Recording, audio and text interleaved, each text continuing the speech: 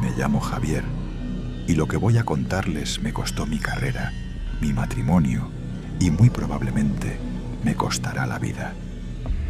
En la Ciudad de México todos saben que el metro es un submundo, pero nadie imagina qué tan profundo llega la madriguera. Yo era técnico de mantenimiento de vías en la línea 7, la más profunda de la red. Mi sector era el tramo entre Barranca del Muerto y Mixcoac. Eran las 3:15 de la mañana de un martes de octubre. El corte de corriente ya se había efectuado y el silencio en el túnel era ese silencio espeso, casi sólido, que solo existe a 40 metros bajo tierra. Mi compañero, Beto, y yo caminábamos sobre el balasto, inspeccionando las fijaciones de los rieles. La luz de nuestras linternas cortaba la penumbra, revelando las paredes de concreto húmedas y los cables que parecen venas negras colgando del techo. De repente, un olor nos golpeó. No era el olor a ozono, aceite o humedad rancia al que estábamos acostumbrados. Era un olor orgánico, penetrante y fétido, como carne podrida mezclada con cloro. «Pinches ratas, ya se murió una de las grandes», dijo Beto cubriéndose la nariz.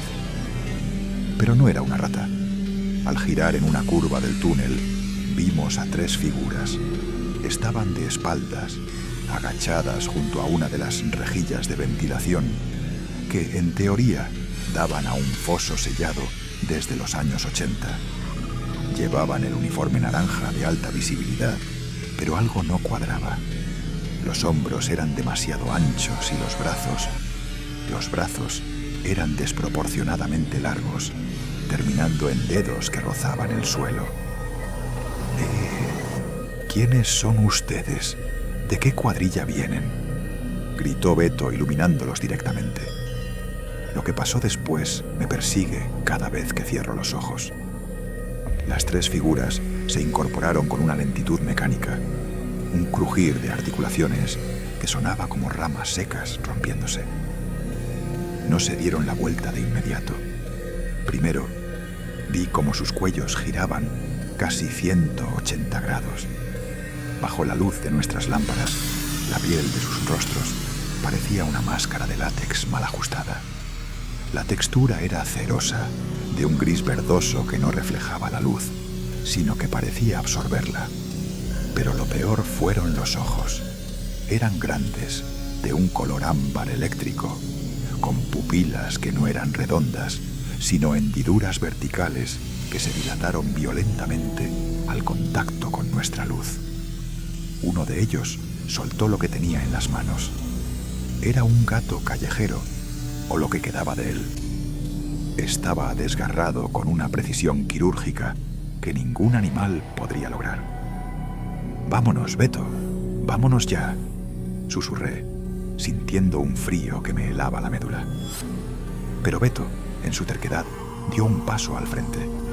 En ese momento, el ser que estaba en medio abrió la boca. No fue un grito humano, fue un siseo vibrante, una frecuencia tan baja que sentí cómo mis dientes vibraban. Vi su lengua. Era oscura, bífida, y se movió con una rapidez sobrenatural probando el aire. Entonces, el disfraz se rompió. Al tensar los músculos del cuello para sisearnos, la piel humana, que ahora comprendo que era una especie de tejido sintético o injerto, se rasgó en la base de la mandíbula, revelando una hilera de escamas duras, brillantes y de un verde esmeralda profundo. Corrimos.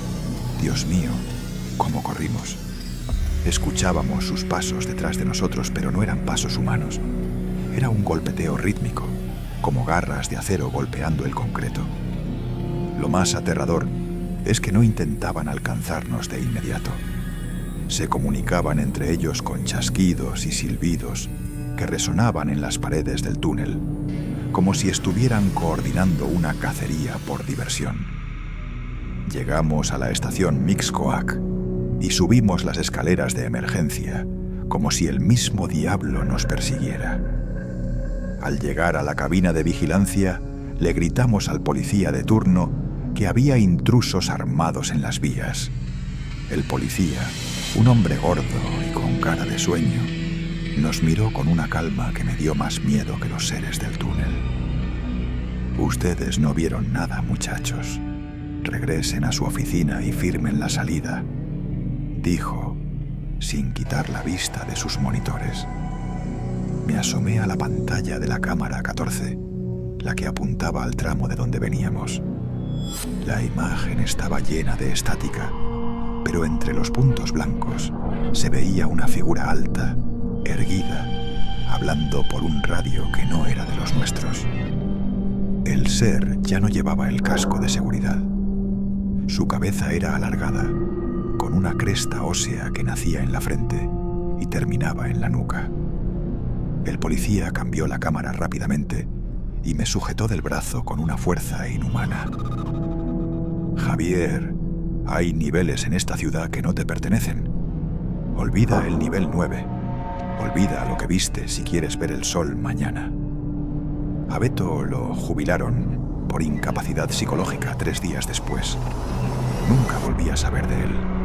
Su familia dice que se fue a Estados Unidos, pero yo sé que no es cierto. Yo renuncié una semana después. Desde entonces no puedo entrar al metro. A veces, cuando camino por la calle sobre las rejillas de ventilación del sistema, juro que puedo escuchar ese siseo vibrante subiendo desde la oscuridad. Ellos no están de paso, no son visitantes. Están debajo de nosotros, manteniendo la maquinaria de la ciudad funcionando para sus propios fines, vistiéndose con nuestra piel para caminar entre nosotros cuando necesitan algo de la superficie.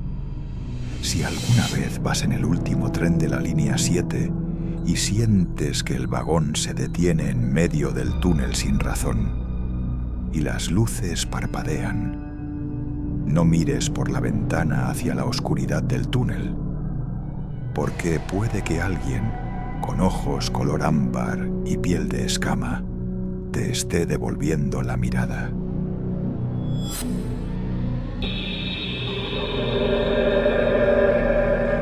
Me dicen que estoy loco, que el mal de montaña o la falta de sueño me jugaron una broma.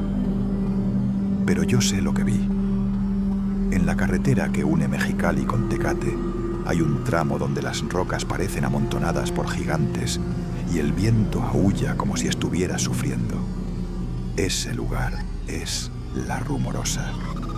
Los traileros le tenemos respeto, no solo por las curvas cerradas y los desaderos, sino por lo que se ve cuando la luna está llena y el motor del camión empieza a toser sin razón. Era noviembre de 2021. Yo llevaba una carga de componentes electrónicos hacia Tijuana. Serían las 2 de la mañana. La neblina bajaba de los cerros como una sábana blanca y espesa. De pronto, mis faros iluminaron algo inusual. Un convoy de 3 camionetas Suburban negras, sin logotipos, estacionadas en un acotamiento donde apenas cabe un coche pequeño. Lo que me hizo frenar no fue la curiosidad, sino que una de las camionetas bloqueaba parcialmente mi carril. Al acercarme vi que tenían las luces intermitentes encendidas, pero la luz no era naranja, sino de un azul violáceo que me calaba los ojos. Pensé que eran federales o gente de la maña, así que bajé la velocidad, dispuesto a pedir permiso para pasar. Fue entonces cuando los vi. Al borde del precipicio, fuera de las camionetas, había 4 figuras. Eran altísimos, calculo que medían fácilmente 2,20 metros. Vestían unos trajes tácticos de una sola pieza, de un material que parecía grafito líquido. Brillaba con un tono metálico bajo la niebla. No tenían cascos, pero sus cabezas... Dios me perdone, sus cabezas no tenían nada de humano. Vistos de espaldas, sus cráneos eran anchos y planos. Cuando uno de ellos se giró al escuchar el rugido de mi motor diésel, el corazón se me detuvo. Tenía una mandíbula alargada y una nariz que eran apenas 2 hendiduras sobre un labio superior inexistente. Su piel era de un tono ocre, rugosa como la lija, con placas óseas que le protegían la garganta. No estaban ahí por un accidente. Estaban operando un equipo que parecía un taladro sónico o una antena parabólica negra que apuntaba directamente hacia el fondo del barranco. Uno de los seres sostenía un dispositivo que emitía un rayo de luz verde hacia las rocas. Lo que vi después desafía toda lógica. Las piedras de la montaña, esas rocas inmensas de toneladas, empezaron a hacerse traslúcidas. Pude ver, a través de la piedra sólida, una estructura metálica incrustada en el corazón del cerro.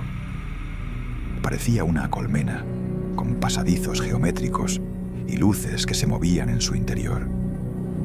Aquella montaña no era solo piedra, era una fachada, una cáscara para una instalación que no debería existir. Uno de los seres me miró fijamente. Sus ojos eran enormes, globos oculares dorados sin blanco, con una pupila que se expandía y contraía al ritmo de un latido. Sentí un dolor punzante en las sienes, como si alguien estuviera clavando agujas en mi cerebro. Escuché una voz en mi cabeza, no palabras, sino una orden directa, una presión mental que decía: sigue tu camino, no eres parte del proceso. Mis manos se movieron solas. Metí primera y aceleré el tráiler como si fuera un juguete. Pasé junto a ellos, rozando el espejo lateral. Al mirar por el retrovisor, vi que uno de los seres dio un salto imposible de unos 6 metros para quedar sobre una de las rocas más altas, vigilando mi retirada. Sus movimientos eran fluidos, demasiado rápidos, como los de una iguana cuando caza. Llegué a Tecate temblando, con una fiebre de 40 grados que me duró 3 días. Cuando finalmente me atreví a hablar con otros compañeros en la parada de los veteranos, un viejo trailero me llevó aparte. «¿Viste a los ingenieros, verdad, Pedro?», me preguntó en voz baja. «Ellos no son de aquí, pero llevan aquí más tiempo que nosotros. Están arreglando su casa. La Rumorosa es su antena, y nosotros somos solo hormigas pasando por su jardín». Desde esa noche dejé el oficio, vendí mi camión y me mudé lo más lejos posible de las montañas, porque ahora sé que México no es solo la tierra que pisamos. Debajo de nuestras carreteras, dentro de nuestros cerros sagrados, hay una civilización de sangre fría que nos observa con indiferencia, esperando el momento en que ya no necesiten ocultar sus nidos.